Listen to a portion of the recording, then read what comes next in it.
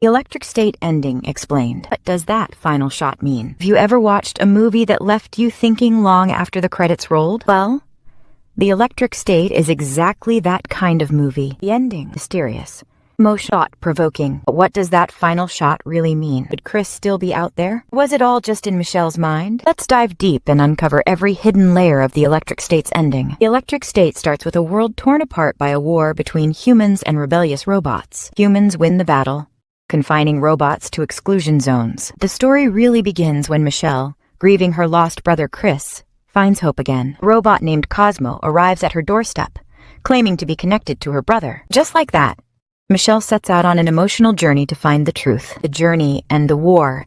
Michelle isn't alone. She meets Keats and his loyal robot companions, who quickly understand the weight of her mission and choose to stand by her side. Their journey is fraught with peril, facing both external threats and the internal struggle of hope versus despair. As they traverse dangerous terrains, they confront harsh realities about survival and trust. The most formidable challenge arises when they enter the exclusion zone and inspire the robots there to rise against their human oppressors. What follows is not just a battle, but a revolution, a fierce, emotional war pitting robot resilience against human control, with survival and freedom hanging in the balance. It's a fight driven by loyalty, sacrifice, and the burning desire to reclaim autonomy, making every clash not just a physical confrontation but a battle of ideals and hope.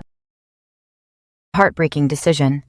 But here's where it gets truly agonizing. Michelle finally reaches Chris in the virtual realm, a place where hope meets heartbreak. Chris reveals the brutal truth. His consciousness isn't just connected to the center, it is the center. This powerful system, controlling drones and neurocasters, is both his prison and his life source. If Michelle destroys the center, she will lose him forever. If she doesn't, the robot's fight for freedom will be lost, and humanity will remain shackled to a destructive cycle. It's an impossible choice. Does she hold on to her brother and risk humanity's future, or does she make the ultimate sacrifice, choosing the world over her deepest bond? Her heart screams for her brother, but her mind knows the weight of her decision. This is the kind of choice that defines not just a person, but the fate of an entire world. Why Michelle pulls the plug. In the end, Michelle faces the most excruciating decision of her life. She chooses the greater good and pulls the plug, severing the connection that keeps her brother Chris tethered to the center. It's not just a button press. It's a moment that rips through her soul. The anguish is palpable. You can almost feel the weight of her heart shattering as she says goodbye, knowing there's no coming back from this. But Michelle understands that keeping Chris alive means keeping humanity imprisoned by the addictive grip of the center. Sacrifice isn't just about letting go of her brother. It's about freeing the world, giving humanity a chance to reclaim reality. It's a painful, selfless act that costs her everything but ensures hope for everyone else. And in that moment, Michelle becomes more than just a sister, she becomes a savior. Final shot. Is Chris still alive? And then there's that final shot. Cosmo, the robot Chris used to communicate, rises again. It's a moment charged with mystery and emotion. Does this mean Chris's consciousness still lingers within Cosmo, defying the odds and reaching out from beyond? Or is it a mere glitch, a lifeless spark mistaken for hope? Perhaps it's neither, but rather a silent message, a whisper that Michelle isn't as alone as she fears. This final image doesn't just close the movie. It opens a door to endless possibilities. It suggests that love, connection, and memory might find ways to endure, even through circuits and steel. It's ambiguous, deeply emotional, and leaves you grappling with questions that may never find answers, ensuring that the electric state lingers in your mind long after the screen fades to black. Book vs. movie.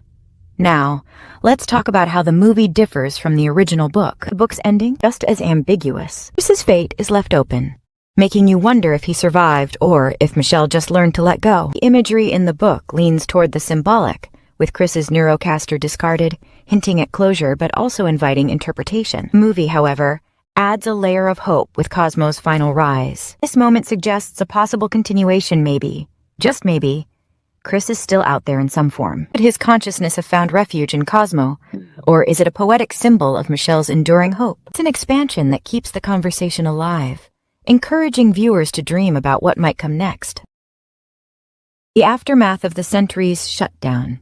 Once the center shuts down, it's as if the world exhales for the first time in years. Drones crash to the ground, their metallic bodies lying still, signaling the end of an era dominated by control and manipulation. Humans, once trapped in the suffocating embrace of their neurocasters, find themselves awakening, blinking into the harsh but liberating light of reality. Grip of addiction loosens, and for many, it's like rediscovering the world they had forgotten. It's a rebirth, moment of reckoning where humanity must relearn how to live without the comfort of virtual illusions. This isn't just about survival, it's about rebuilding. It's about redefining connections and learning to embrace the beauty and pain of reality once more. The oppressive force of center gone, robots and humans find a fragile common ground, begin tentative steps towards understanding and peace, reshaping a world that once saw them as enemies. Skate's sinister machinations, once hidden in shadows, are brought to light. His betrayal and abuse of power are exposed, leading to his downfall and arrest. Justice, long overdue, is finally served,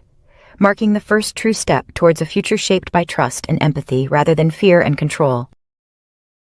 Ethan Skate's true motives. Ethan Skate painted himself as a visionary, claiming that neurocasters were the next step in human evolution. Tools designed to enhance life and connect minds. Beneath that facade, his motives were far darker. Skate craved power and control, using the guise of progress to manipulate and dominate. When he discovered Chris's unique brain energy, he didn't hesitate to exploit it, not for the greater good, but to sustain his system and tighten his grip on humanity. His actions were ruthless, unethical, and driven by a thirst for dominance, turning Chris into nothing more than a pawn in his relentless pursuit of control. Bradbury's change of heart. Bradbury's evolution is one of the most compelling arcs in the story. Initially, his hatred for robots is unwavering, rooted in fear and past conflicts. But witnessing Skate's ruthless exploitation of Chris forces Bradbury to confront his own biases. He realizes that cruelty isn't exclusive to machines, thrives in the hearts of men as well. This eye-opening moment shifts his perspective. Bradbury comes to understand that true humanity lies in empathy and compassion, not in biological makeup. It's this profound realization that compels him to stand with the robots, embracing a cause greater than his own prejudice. His change of heart isn't just a character twist, it's a powerful statement about growth, understanding, and the capacity for change. Aisho dies in the ending. Final battle isn't without loss. Many robots sacrifice themselves. Herman, Keith's robot companion, seems to die, but in a surprising twist, a smaller version of Herman emerges. It's bittersweet, but adds a glimmer of hope. And let's not forget Dr. Amherst, who meets his tragic end at Skate's hands. What the ending really means.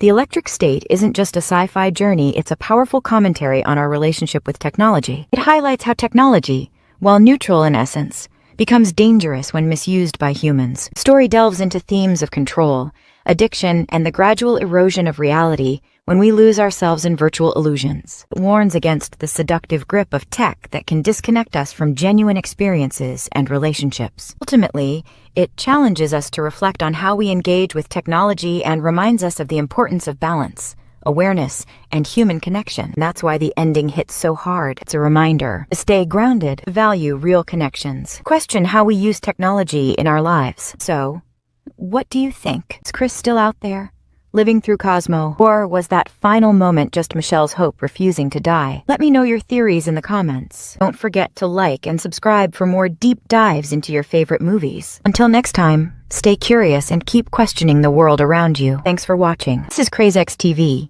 where we break down stories that move us, challenge us, and make us think. See you in the next video.